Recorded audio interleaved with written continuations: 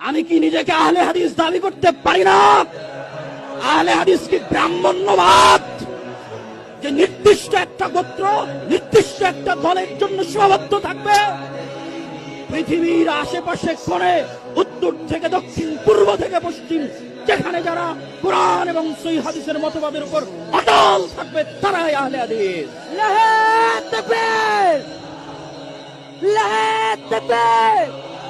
আব্দুর রাজ্জাক বিন ইউসুফ কোনদিন বাংলার মাটিতে শিরক এবং বিদআতের সাথে আপোষ করেনি। আব্দুর রাজ্জাক বিন ইউসুফের সন্তান হিসেবে যদি কোনদিন শিরক এবং বিদআতের সাথে আপোষ করতে হয়, দাওয়াতি কাজ বন্ধ করে দেব, তবু শিরক এবং বিদআতের সাথে আপোষ করব না। এই আপোষহীন মানসিকতার নাম আহলে হাদিস। আর একজন আহলে হাদিস আলেমের সন্তান হিসেবে, আহলে হাদিস আকীদা লালনকারী হিসেবে পৃথিবীর